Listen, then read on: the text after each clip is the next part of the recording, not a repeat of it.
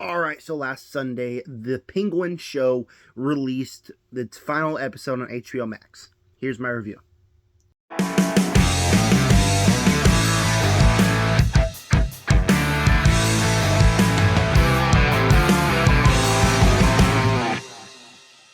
Alright, so earlier this past week, I was able to finish The Penguin Show. If you don't know what this is for whatever reason, it's a spinoff of Matt Reeves' The Batman movie from a couple years back. If you remember my review, if you're from my channel from 2022, you remember that I wasn't the biggest fan of that movie. I thought it was good, but I thought it was a little overrated. Recently rewatched it before watching the show. Thought it was a masterpiece. Like, I completely flipped over and thought it was a fantastic movie. So, going into the show, I was very interested in it. What did I think about it? Here was my review. Before I get started, please make sure to subscribe, like button, hit the bell, comment down below with your opinions on The Penguin Show. I want to know all that and more down below in the comment section. With that said, let's get started. And for the most part, this is a show that is just very investing. From the very beginning, you are 100% invested in this show because you have characters that are interesting. You have Oz, Vic, the Hangman, Sophia Falcone, and all these characters are very interesting. And from the very beginning, you kind of have like this gangster story where it's all about Oz and his huge plan to rise up to be who he wants to be, and it's very intense and investing. For the very beginning, the first scene of the show is Oz just taking the gun, pow, pow, pow, shooting Sophia Falcone's brother, who's part of the Falcone family, and that's just kind of what kickstarts this entire show.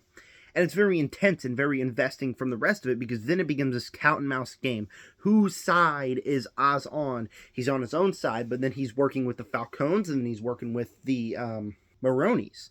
And so the whole show is very intense because you know these are powerful and dangerous people that Oz is just messing with. You're very invested. You're very on the edge of your seat throughout the most of the season. I find that's what really worked for me. With the characters, the best case of this is with Vic, where the first episode I groaned. I said, oh, it's going to be this show, isn't it? Where Oz is going to train up Vic, and they're going to be the dynamic duo of villainy. And I didn't want him to be in the show. And then after that first episode, you grow to love his character.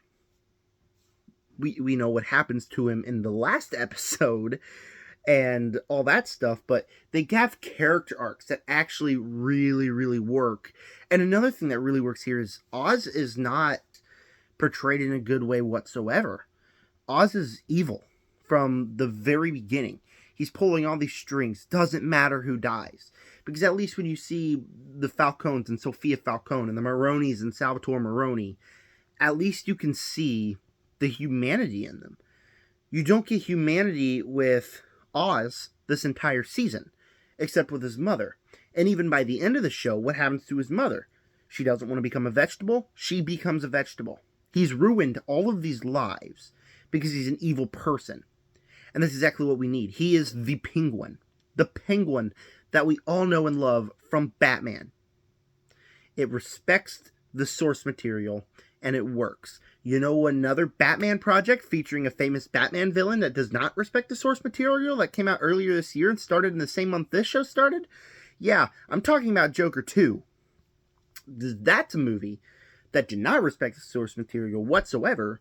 This one 100% does. Of course, yeah, they're two totally separate things, but still, Oz is evil, and you see him ruin as many lives as he can. The Maronis, the Falcones. He ruins Sophia's life, his mother's life. He kills Vic, and it's depressing as you see him do whatever it takes for him to go from nothing to the top. And that's what it makes this show so good, is that from the very beginning, it is just investing. You are 100% invested in this story. It's intense, has everything you love. The performances are great. Colin Farrell, just given the Oscar or Grammy, not Grammy, but given the Oscar now, he is absolutely incredible in this show. I mean, probably the best villain performance since Heath Ledger's Joker, to be completely honest. He is able to transform. Where I watched a Colin Farrell movie in the middle of watching the show, and I could not believe it was the same guy who plays the Joker. Incredible, incredible stuff here. Everyone else in the show is fantastic. The characters, again, that you fall in love with, especially Vic, and you see the heartbreaking ending that it has. And for a TV show, it's got very great production. I mean, it's really not saying much these days where you get like all these Netflix shows that are basically like movies. It's got great production. It doesn't feel like it was directed by someone different because it's directed by Matt Reeves. So it fits in nicely to this Batman universe. Overall, I really like this show. I really thought it was a great show. I might not love it like a lot of people do. I thought it was really great. I didn't think it was one of the best shows I've ever seen. But it was a very, very, very good show. And I feel if I do give it a rewatch at some point, I'll probably pull like I pulled with the Batman, where I thought it was great but not perfect. I feel like those both two will be on perfect. And so far, the Batman universe by Matt Reeves is a 2 for 2. I do actually have a couple of negatives or reservations, not really negatives. The first one is a lot of stuff happens in the show for Batman not to show up. Like, you got bombs exploding, you got a whole Falcone family being murdered, the Maroni family being murdered. All this stuff is happening. All these characters from Batman lore, the Falcones, the Maronis, they're all murdered. They're all killed. Batman should have been here. I mean, let's be completely honest.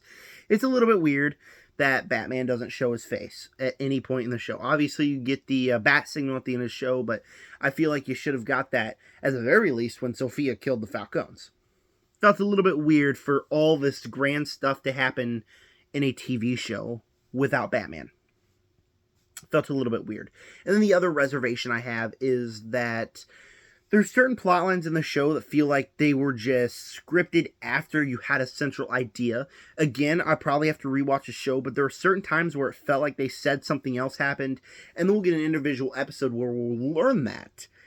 And it feels like, it feels like you were alluding to something completely different, and that just kind of came out of nowhere. Or like, especially with the case of Sophia, like when everyone was calling her the Hangman, why didn't she just tell Oz that she didn't kill the people in that one episode? Because she just alluded to it, and then all of a sudden we get the one episode, and all of a sudden she's telling everybody she's not the Hangman.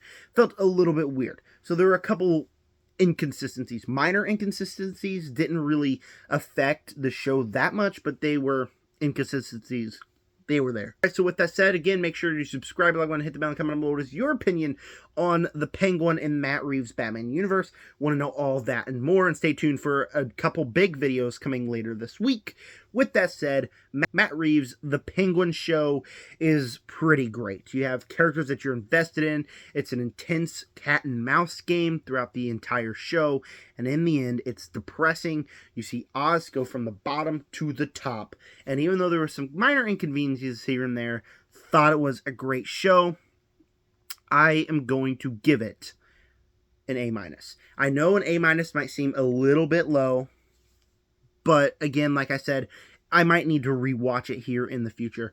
But that still doesn't affect the fact that I thought it was a pretty great show. Again, tell me down below what is your opinions on the Penguin. I want to know all that and more. And stay tuned for the couple big videos coming later this week. And with that said, subscribe, join the Nerd Army.